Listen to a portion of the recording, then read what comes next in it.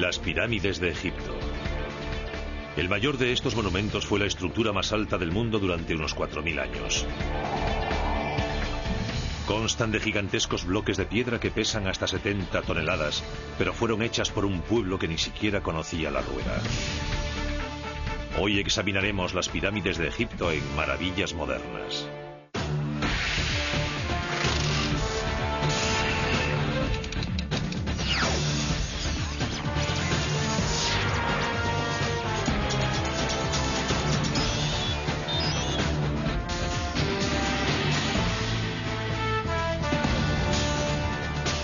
Las pirámides de Egipto.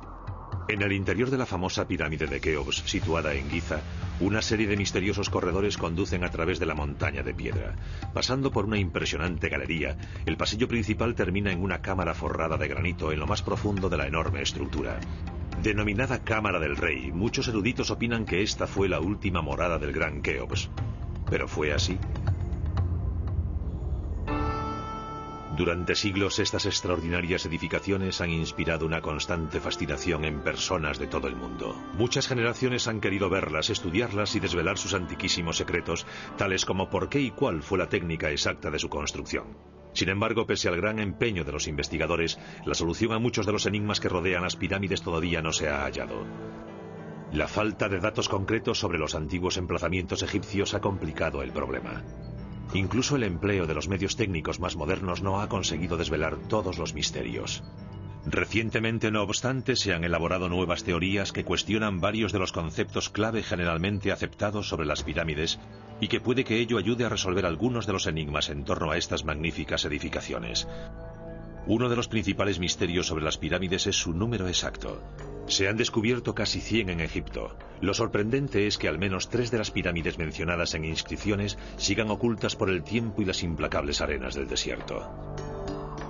Quizás sorprenda que haya pirámides aún no localizadas, pero puede que durante miles de años sus enormes estructuras sufrieran expolio de material y que solo queden restos bajo tierra o se haya construido encima.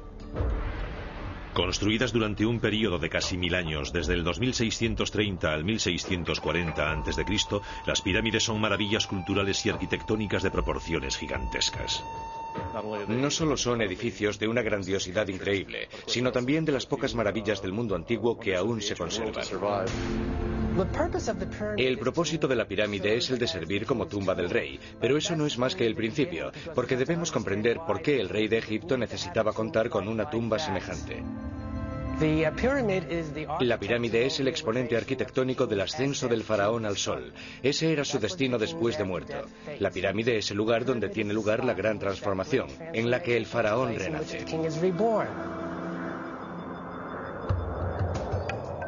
Un antiguo proverbio árabe reza: el hombre teme al tiempo, pero el tiempo teme a las pirámides.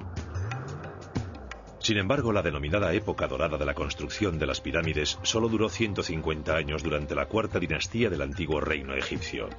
Y las pirámides más grandes, las de la llanura de Giza cerca de El Cairo, se construyeron en un periodo de solo 3 generaciones. Extraordinarios logros arquitectónicos, las pirámides también fueron piezas claves de instalaciones a menudo muy extensas que incluían templos y tumbas más pequeñas denominadas necrópolis.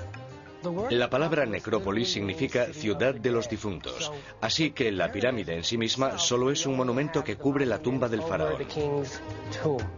Anexo a la pirámide hay un templo, después una larga avenida que conduce al valle, donde hay otro templo. En este templo se hacen ofrendas ante la estatua del rey y hay gran cantidad de personal que se dedica a cuidar las instalaciones. La legendaria Esfinge, también en Giza, forma parte de una de esas necrópolis construida en torno a la pirámide del hijo de Keops, Kefren. Podemos conocer la razón por la que se construyeron las pirámides, pero el origen de su forma concreta aún no está aclarado. En los enterramientos egipcios más antiguos, el cadáver se colocaba en un pozo poco profundo. Después se cubría con una gran roca o un montón de piedras. Estas no solo servían para impedir que los chacales desenterrasen los cadáveres, sino que seguramente se usaban para representar la colina primigenia de donde los egipcios creían que surgía toda la vida. Los antiguos egipcios dependían del Nilo, que era la fuente de su vida y sustento. El Nilo se desbordaba todos los años. Tras el desbordamiento y la retirada de las aguas, la tierra volvía a ser otra vez visible. Y eso se convirtió en metáfora de la creación. La colina primigenia fue la primera tierra que se vio cuando las aguas, en tiempos de la creación, empezaron a retirarse. Y fue sobre esa colina primigenia sobre la que se alzó el sol por primera vez. Esa colina es la pirámide. Representa la colina primigenia, a partir de la cual Dios creó todo Egipto. El símbolo de esa colina primigenia era el benben sagrado, una piedra de forma piramidal que, según cree la mayoría de los egiptólogos, influiría en la forma de las pirámides. En la cima la pirámide está coronada por una piedra benben. Y esa piedra que colocan en la cima de la pirámide la cubrían con electrum, oro blanco y oro amarillo. Esa última piedra es símbolo de que la pirámide estaba acabada. Pero hay expertos que hablan de otras influencias en la forma de las pirámides. Uno de ellos tiene una nueva y polémica teoría basada en la migración de los habitantes del desierto hacia el Valle del Nilo hace unos 5.000 años, exactamente en la época cuando empezaron a construirse las pirámides. Según esa teoría, los recién llegados llevaron consigo los conocimientos del desierto y eso pudo haber influido en la forma de las pirámides. Un factor muy importante en el desierto occidental es que los únicos accidentes del paisaje que se ven por todas partes tienen forma cónica o piramidal. Las colinas picudas son lo que más abunda en el paisaje. Aquí vemos unas formas cónicas en pleno desierto, a unos 480 kilómetros al oeste del Nilo. Los antiguos egipcios habrían visto estas formas y sentirían el impulso de dar esa configuración a sus estructuras, que se conservarían pese al azote del viento. Estas formas naturales pudieron ser, en mi opinión, las precursoras de las pirámides.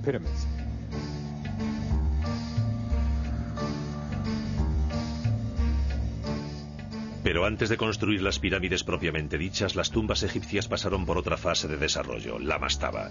Eran estructuras bajas y trapezoidales, con laterales inclinados y techo plano.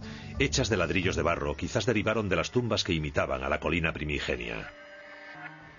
El término árabe mastaba significa banco, aunque son mayores que cualquier banco, pero mastaba es la palabra que denomina la superestructura de una tumba privada.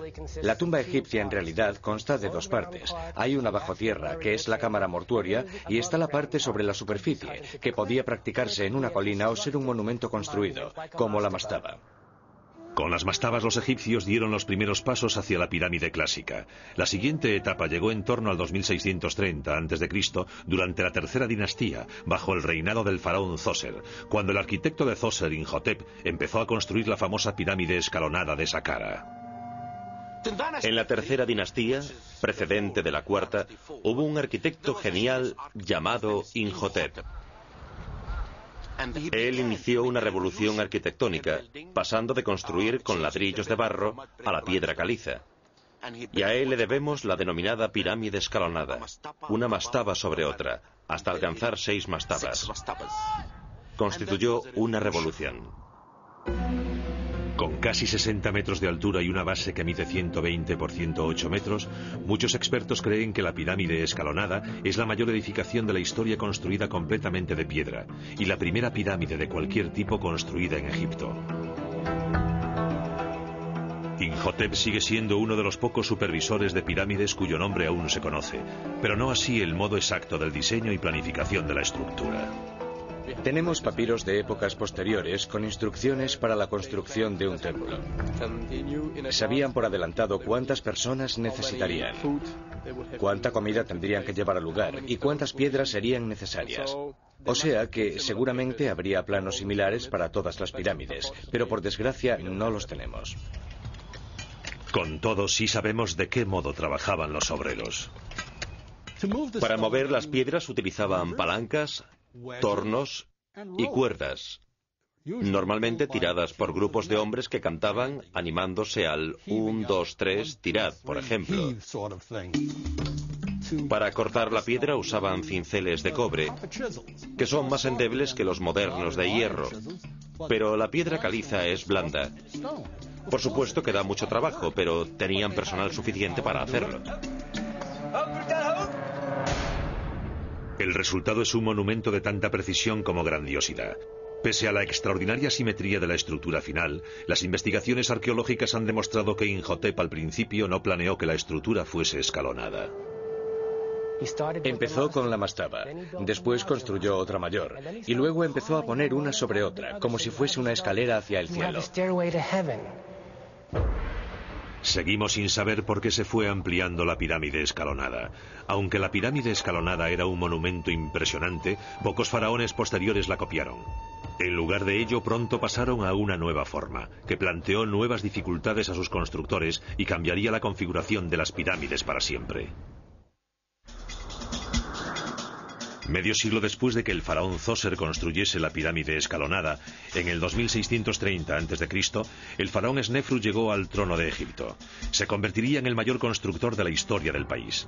Insatisfecho con sus propias construcciones, Snefru erigió nada menos que 3 enormes pirámides durante un reinado que pudo durar unos 50 años. La primera fue la denominada Pirámide Derruida de Maidum, iniciada sobre el 2575 a.C. Durante su construcción, Snefru decidió cambiar la forma de esta pirámide varias veces. El motivo de ello se desconoce, pero el modo de hacerlo sí se conoce con detalles. En un principio se construyó como pirámide escalonada y luego fue incrementando de tamaño. Después, el faraón Snefru, inventor de la verdadera pirámide, decidió añadirle 4 laterales lisos que se encontraban en un vértice superior.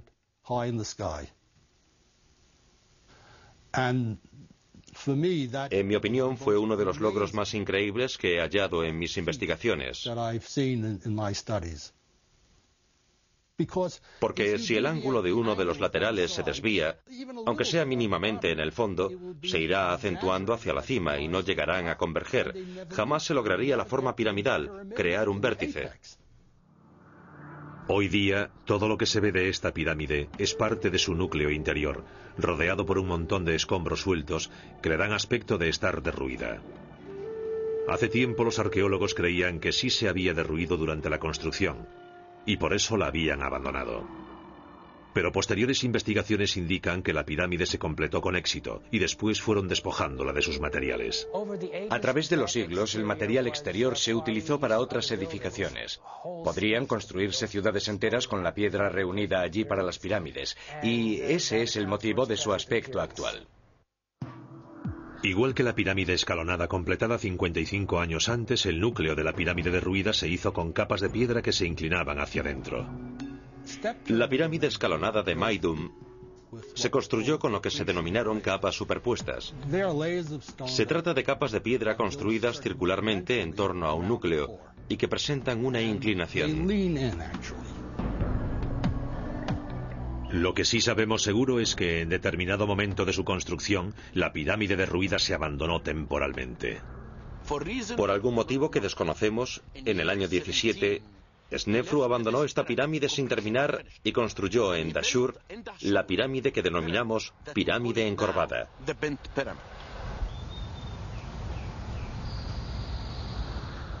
Esa pirámide sí está terminada.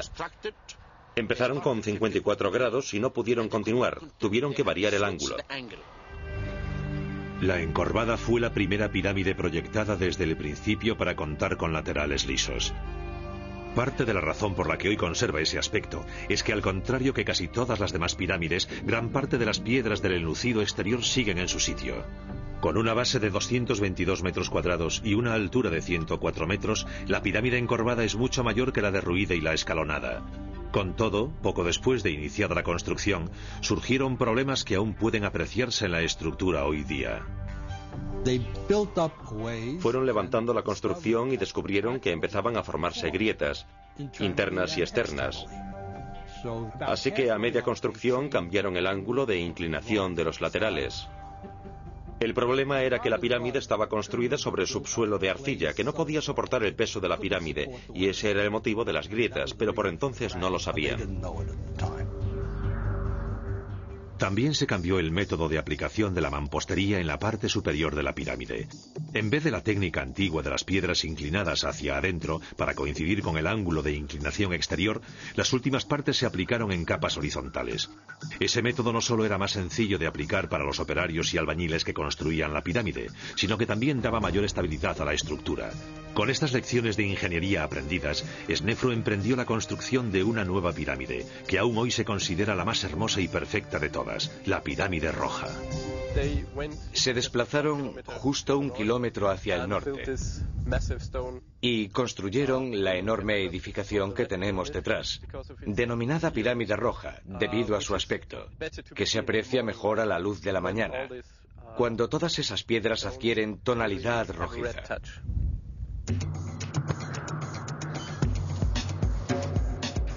Con 278 metros cuadrados de base y una altura de 104 metros, la pirámide roja tiene mayor volumen, pero no más altura que la pirámide encorvada.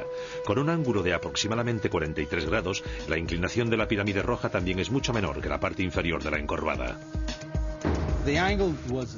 El ángulo se hizo tratando de copiar el superior de la pirámide encorvada, porque les parecía que era el ángulo más seguro para construir estos edificios.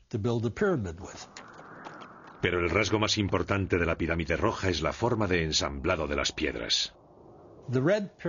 La pirámide roja supuso una evolución de las pirámides más antiguas, porque toda la estructura se construyó con porciones de piedra horizontal, una estructura más estable.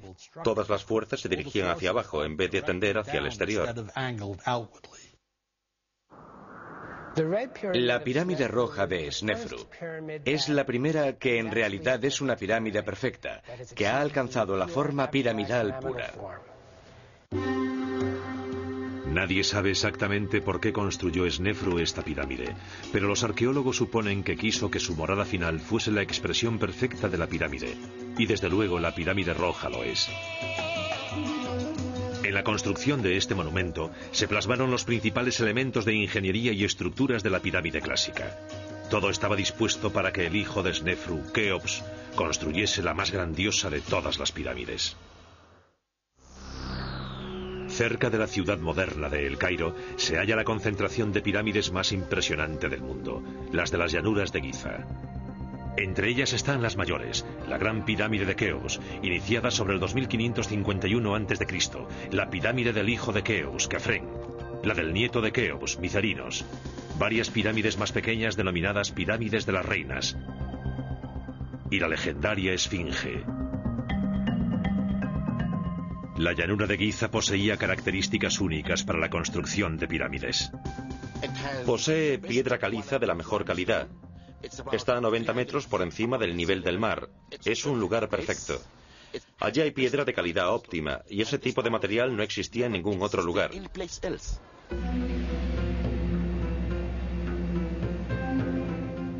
Giza también estaba a menos de 1,5 kilómetros de las orillas del Nilo, y el traslado de la mano de obra y los suministros hasta el lugar era más sencillo. El Nilo era la mayor vía de comunicación en el antiguo Egipto. No había carreteras preparadas, así que el río era fundamental. La piedra se transportaba por el río en grandes barcazas, no solo la caliza de una de las orillas del río hasta la otra orilla, sino también granito, de lugares a cientos de kilómetros al sur. Antes de que pudiese empezar la construcción de la Gran Pirámide, sus constructores tuvieron que idear un modo de allanar por completo la base. Muchos egiptólogos creen que emplearon agua para ello. Primero se excavaba una zanja poco honda alrededor del lugar, y después se llenaba de agua. Puesto que la superficie del agua tendría exactamente la misma altura en todas las partes de la zanja, los egipcios solo tenían que allanar la parte de tierra hasta el nivel del agua. Pero no todo el mundo cree que este fuera el método empleado en la Gran Pirámide. Martin Eisler es escultor y lleva unos 30 años estudiando las técnicas de construcción egipcias. Ha elaborado varias teorías polémicas sobre la construcción de las pirámides, basadas en décadas de minuciosa investigación y observación. No creo en absoluto que la Gran Pirámide la allanaran aplicando el método del agua. Creo que lo hicieron mediante algo no más complejo que este instrumento, llamado nivel escuadra. Se trata de un ángulo, como se ve, con dos lados y una plomada que pende del vértice. Hay una marca en el centro que indica cuándo está nivelado el objeto. Se nivela una pequeña zona con esto y se instalan dos postes separados unos metros y se coloca una tabla sobre esos postes. Podría cogerse otro poste de igual altura que los dos primeros y colocarlo a cierta distancia. Usando la tabla horizontal como referencia, podrían quitarse capas de terreno hasta que ese tercer poste estuviese al nivel de los dos primeros instalados en la pequeña área despejada, que puede denominarse área de nivelado. El proceso podía repetirse hasta que toda la base de la pirámide quedaba nivelada. No obstante, aunque los expertos no coinciden en los métodos usados para nivelar la Gran Pirámide, todos admiten que los resultados fueron extraordinarios. Hicieron una labor estupenda en el nivelado de la Gran Pirámide. Hay menos de 3 centímetros de desvío desde la esquina norte hasta la sur, lo cual es un logro extraordinario. La siguiente etapa fue hacer la base. Algo muy importante porque la orientación de la pirámide era vital por motivos religiosos. Se ha escrito mucho sobre la cercana alineación de las pirámides a los puntos cardinales, norte, sur, este y oeste. Porque al igual que la pirámide apunta hacia arriba, al cielo, este también está anclado a la tierra por la pirámide, porque los egipcios asociaban los puntos cardinales con el ciclo del sol, con el cielo y también con las constelaciones. Por lo general se acepta como teoría que las pirámides se orientaron mediante observaciones estelares. Dividiendo el ángulo entre los puntos donde una estrella concreta se eleva y se pone en el horizonte, puede obtenerse la dirección del norte verdadero. Pero otros expertos, entre ellos Martin Eisler, creen que los egipcios usaron otro método.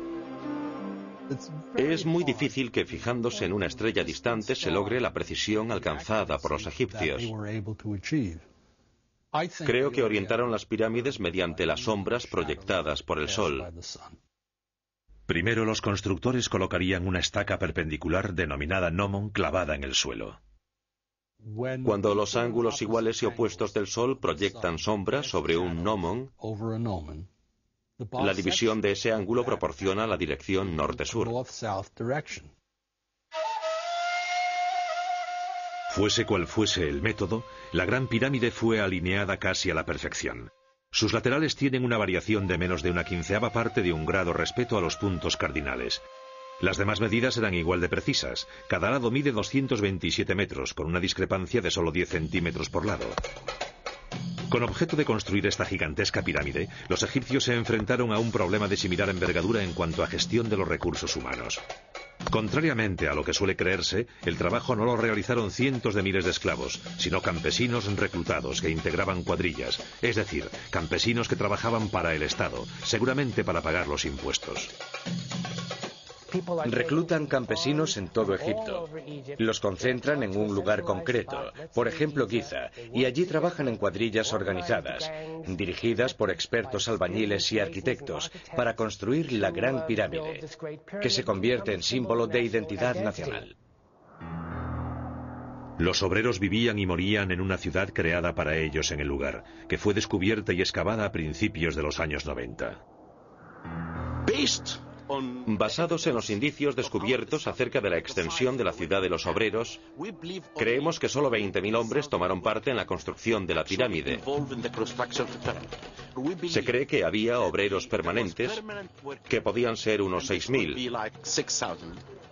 Y son los que hacen estatuas, los encargados de labores técnicas, dibujantes y cosas por el estilo. Pero los obreros que movían las piedras podían ser unos 15.000 y trabajaban por turnos, los sustituían cada 3 meses. Esos obreros se distribuían en unidades más pequeñas denominadas equipos. Un equipo constaba de 2.000 hombres y después cada equipo se dividía en 2 grupos. Cada uno constaba de 1.000 hombres. Cada grupo tenía un nombre, como por ejemplo los amigos de Keops, y cada grupo tenía un capataz. Dividían cada grupo en 5 filas. Fila es un término griego que significa tribu o grupo. Cada una constaba de 200 obreros y tenían nombres como por ejemplo los grandes, los verdes. Después a su vez se dividían en pequeñas unidades de unos 12 obreros. Cerca de las dependencias de los obreros también se descubrió su cementerio. Una de las tumbas de los capataces incluso se hizo en forma de pequeña pirámide, que cuenta también con pasillo y cámara funeraria. Los capataces tenían una vida relativamente larga, pero los obreros comunes que morían en el lugar de construcción solían ser muy jóvenes. Los obreros solían tener entre 30 y 35 años.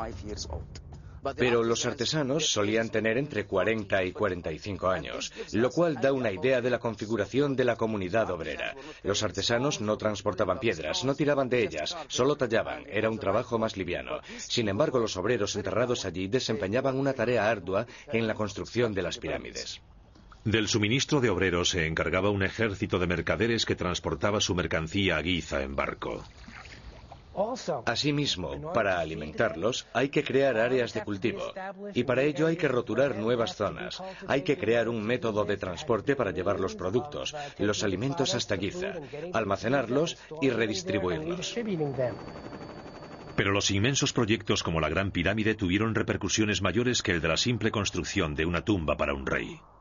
En cierto modo, puede decirse que el proyecto de la Gran Pirámide construyó el Estado egipcio, debido a la enorme cantidad de organización que se hizo necesaria. Fue como el proyecto Apolo del pasado. Tener a todos aquellos obreros trabajando para ellos les haría sentirse grandes. Desde entonces, Egipto se convirtió en un gran país.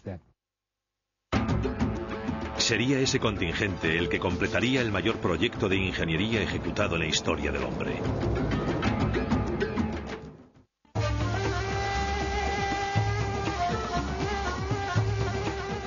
Los obreros que extrajeron la mayor parte de la piedra para las pirámides de Giza trabajaron en el lugar que hace muy poco se libró de escombros. La verdad es que toda la piedra para construir la Gran Pirámide se extrajo de una cantera próxima a ese gran edificio, a unos 180 metros de la base de la pirámide, y descubrimos ese lugar. Hay una especie de cuadrícula en el suelo, en la zona de extracción de los bloques. Se trata de zanjas que cuadriculan el terreno. Excavaban las zanjas. Tenían sobre medio metro de ancho. Luego separaban una capa de piedra y lo hacían capa a capa, así que ahora hay una especie de pared cerca de la pirámide que puede tener 6 o 7 metros de altura. Los obreros usaban sencillas herramientas de cobre, como las que aquí vemos en el Museo de El Cairo, para extraer los bloques de piedra. Después, empleando herramientas muy similares a estas, los canteros pulían los laterales y los bordes de los bloques. A continuación, mediante deslizadores de madera y cuerdas como esta, las rocas se arrastraban hasta la pirámide. La mayoría de los expertos creía que los obreros apilaban las piedras en capas horizontales sucesivas, perfeccionando y nivelando cada capa hasta alcanzar la cima de la pirámide. Pero una vez más, no todos los expertos están de acuerdo. Para empezar, la más ligera imperfección en el fondo crearía un efecto acumulativo a medida que se iba ascendiendo. Además, al observar la Gran Pirámide, pude apreciar que casi ninguna de las fases estaba bien nivelada, y comprendí que no podía ser ese el método. Tenían que haberlo hecho de otro modo, y me dediqué muchos años a averiguarlo. Usando como ejemplo la pirámide derruida, Eisler dice que la mayoría de las pirámides construidas después de ella constaban de 3 fases de construcción. La primera, un núcleo central, construido no muy distinto al de la derruida. Después la base se ampliaba y los escalones ampliados iban recubriéndose progresivamente con una segunda capa de escalones más pequeños, creando una forma mucho más cercana a la verdadera pirámide. Para terminar, el exterior escalonado se cubría con una capa de piedra caliza bien pulida, creando una pirámide de caras lisas. Como la Gran Pirámide conserva gran parte de la piedra original, es imposible saber si en su construcción se empleó ese método de 3 pasos. Pero como prueba para esa teoría, Eisler apunta a una serie de pirámides más pequeñas denominadas pirámides de las reinas, situadas ante las grandes pirámides de Giza y construidas sobre la misma época. Los restos muestran un núcleo de escalones amplios, que luego cubrieron con lo que denominamos piedras de asentamiento, que eran bloques más pequeños y aportaban forma más piramidal al conjunto. Después todo estaba cubierto con una capa de piedra caliza lisa que convergía en el pináculo de la cima. También existen varias teorías respecto a cómo se subían las piedras hasta los planos superiores. Por lo general, se supone que construían rampas que iban rodeando la pirámide a medida que crecía, o se elevaban directamente hasta el nivel de la construcción. La rampa que los egipcios usaban para construir la pirámide era enorme, construida con escombros de piedra y barro. Así que cuando los constructores deshiciesen esa rampa, tendrían que dejar huellas de ella en el suelo. Excavé en el lado sur y, para mi sorpresa, encontré restos de esa rampa. Pero algunos expertos, incluido Martin Eisler, opinan que de haber empleado una rampa grande, sus restos serían mucho más evidentes. No puedes borrar una rampa que podría haber alcanzado una altura de 150 metros. Las fotografías aéreas habrían captado los restos. El señor Eisler opina que sí se empleaban rampas, pero solo en los niveles inferiores y más accesibles de la pirámide. En las partes más elevadas cree que se utilizó otro método. Creo que subían las piedras de la pirámide colocando unos tablones en el lateral. Y luego un grupo de hombres situados en una posición más elevada tiraba de la piedra, enrollando una cuerda alrededor de un tronco colocado más arriba. Todo el proceso se haría más sencillo usando palancas a medida que iba subiendo la piedra. Con la ayuda de las palancas y la de los hombres situados arriba, creo que lograrían poner esas piedras en su sitio. La verdad es que en muchas pirámides las piedras presentan muescas aún visibles que podrían ser del uso de las palancas. Aunque polémica, la teoría de la colocación de las piedras mediante cuerdas y palancas carece de las pegas que presentan las diversas hipótesis de las rampas, pero desde luego nadie sabe aún con seguridad cómo los antiguos egipcios, una cultura que ni siquiera conocía la rueda, logró esta extraordinaria hazaña de la ingeniería. Una vez colocados todos los bloques en su lugar, la gran pirámide fue coronada por una pieza triangular de granito que representaba la piedra Beben sagrada, símbolo de la colina primigenia, muy parecida a esta hallada en Giza, que bien pudo haber estado cubierta por una capa de oro. Después, usando los mismos métodos empleados para subir y colocar las otras piedras, el cuerpo de la pirámide se cubría con una capa de piedra caliza blanca pulida. Brillando iluminada por el sol del desierto, el aspecto final de la pirámide debía de ser espectacular, dando a los que habían trabajado en ella una inmensa sensación de orgullo. Su altura final fue de 144 metros, que la convirtió en la construcción más alta del mundo, hasta que se construyó la Torre Eiffel en 1890. Se calcula que consta de unos 2.300.000 bloques de piedra, cada uno de 2,5 toneladas de peso. Muchos arqueólogos creen que su construcción total llevó casi 23 años.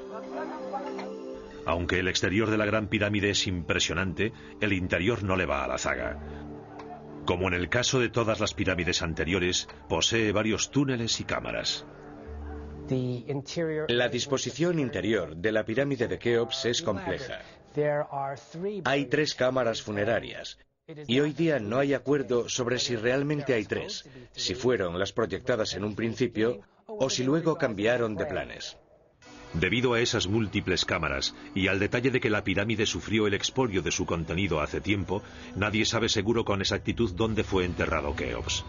Pero a la que se supone como verdadera cámara funeraria del faraón se llega por un largo pasillo que después desemboca en una inmensa galería ascendente, la denominada Gran Galería.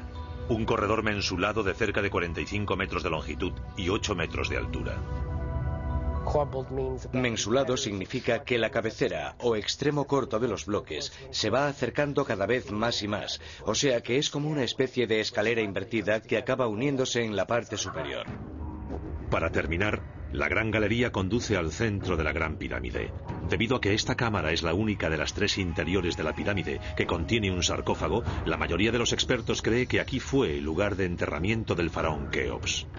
Está forrada por completo de granito, lo cual es extraordinario, porque el granito es una piedra asociada al sol y adquiere tonalidad roja al iluminarse. Con 9 metros por 5 y casi 6 de altura, el techo de la cámara del faraón consta de varias losas de granito enormes, cada una de más de 70 toneladas. Por encima hay también una serie de techos falsos, elaborados para reducir el enorme peso de la parte superior sobre la cámara y que han funcionado a la perfección durante 40 siglos. Keops había deseado construir la suprema maravilla de la ingeniería del mundo antiguo. Sin embargo, el término de la Gran Pirámide no acabó con la construcción en la llanura de Giza. La verdad es que solo fue el comienzo. La segunda Gran Pirámide de la llanura de Giza la construyó el hijo de Keops, el faraón Kefren. Iniciada en torno al 2520 a.C., se construyó usando los mismos métodos básicos empleados en la Gran Pirámide. Su base mide 211 metros por cada lado y tiene una altura de 141 metros, solo 3 metros menos que la Gran Pirámide. Pero como está construida sobre un terreno elevado 10 metros más que el de la Gran Pirámide, parece que la de Kefren es aún mayor. Debido a su base menor, también se eleva en ángulo más pronunciado que el de la Gran Pirámide, que es de 51 grados, frente a los 53 de la de Kefren. Y otra razón por la que parece diferente es que en la cima de todo se dejaron las piedras originales de enlucido, así que el perfil es muy distinto. El interior de la pirámide de Kefren es también distinto. Al contrario que el complejo entramado de túneles, huecos y cámaras de la Gran Pirámide, la de Kefren tiene una disposición relativamente sencilla que consta de 2 pasillos que convergen en una sola cámara funeraria.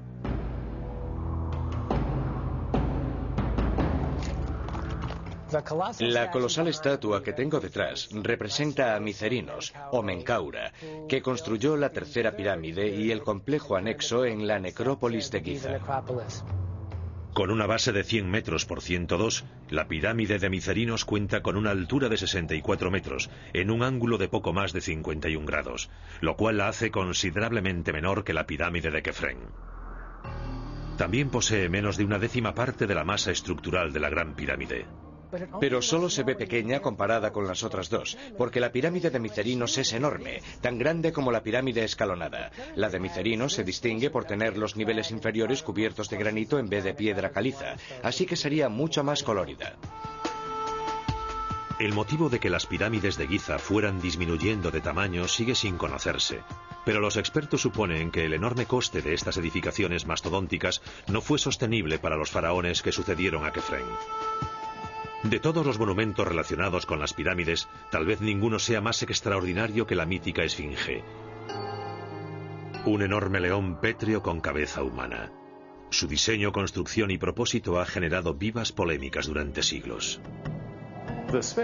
Creo que la Esfinge resulta atrayente porque su forma medio humana y medio animal le da un aire misterioso, inaccesible. Una enorme estructura en la llanura de Giza. ¿Cuál puede ser su significado? Sabemos por su ubicación que es muy probable que se hiciera durante la época del constructor de la segunda pirámide, el faraón Kefren. Decimos esto basados en la orientación de la propia Esfinge. Y hay quien ve en el rostro de la Esfinge cierto parecido con la estatua del faraón Kefren. Con 72 metros de largo y 20 de altura, la Esfinge fue la primera escultura de dimensiones colosales del antiguo Egipto. Sus constructores empezaron excavando una zanja en forma de U en una base de piedra caliza de la llanura de Giza. Después esculpieron el cuerpo en el bloque de piedra que quedó en el centro de la U, transformando el cuerpo del monumento en parte de la propia llanura.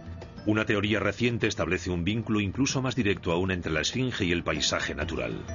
De verdad creo que si nos fijamos en la ubicación de la Esfinge, veremos que forma más parte del entorno de lo que todo el mundo admite. ¿Por qué digo esto? Porque hay construcciones casi idénticas a ella, no a las demás, formadas por la erosión natural. Esas construcciones naturales se denominan leones de barro. Aquí vemos el Yardán, o león de barro, o esfinge natural.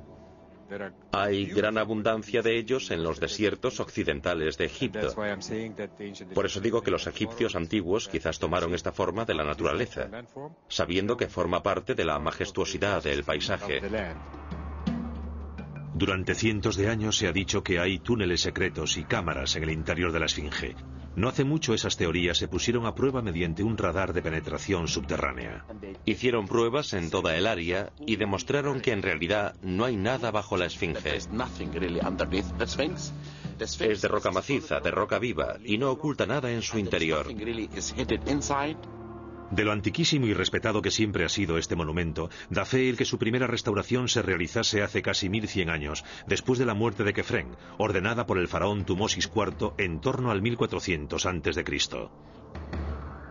Una estela de granito de 4 metros de altura y 15 toneladas de peso, erigida por Tumosis en el lugar, relata que siendo un joven príncipe, pero no el heredero, realizó una expedición de caza cerca de la Esfinge. Tras una pausa para descansar, se quedó dormido a la sombra de la cabeza de la estatua, que por entonces era la única parte del monumento que permanecía por encima de las arenas del desierto. Y la Esfinge se le apareció en sueños y le dijo: Tumosis, hijo mío, me muero por culpa de la arena. Si me quitas la arena de la cabeza, te haré rey de Egipto. Y ese príncipe acabó convirtiéndose en rey de Egipto. Así que puede decirse que Tumosis es el primer arqueólogo del mundo. Y fue el primero que restauró la Esfinge. La Esfinge se construyó para custodiar las pirámides durante toda la eternidad. Sin embargo, pese a su grandiosidad, no ha logrado impedir los expolios del hombre, porque todas las fabulosas riquezas del interior de las pirámides, sin excepción alguna, fueron saqueadas por los ladrones de tumbas hace tiempo. Lo cierto es que posteriormente los arqueólogos lograron hallar los pasillos interiores de las pirámides tan solo conseguir los túneles practicados por los ladrones, como por ejemplo este en la tumba de Micerino situada en Giza. Algunos creen que por ese motivo se abandonó la construcción de grandes pirámides inmediatamente después de la época dorada de la Cuarta Dinastía, aunque otros opinan distinto. Personalmente creo que dejaron de construir pirámides porque el país estaba unificado. Ya que si admitimos que Keops logró crear con su pirámide un sentimiento de orgullo y el surgimiento de un gran pueblo, a partir de entonces no serían más que tumbas y no resultaría práctico. O sea, que empezarían a hacerlas más pequeñas. El interés pasó del tamaño de la pirámide a la creación de instalaciones anexas a la pirámide, así que los templos se expandieron, se hicieron más complejos y los templos del valle se hicieron más grandes y mucho más complejos. Después de eso, las pirámides fueron disminuyendo de tamaño y acabaron por desaparecer. Irónicamente, la mayoría de estas pirámides tardías, tal como la pirámide negra de Dashur, se hicieron con un núcleo de ladrillos de barro para acelerar la construcción, y después se cubrieron con una capa de caliza. Cuando esta piedra se tomó para otros proyectos de construcción, se erosionaron con rapidez, dejándolas en un estado de deterioro mayor que el de las antiguas pirámides de piedra.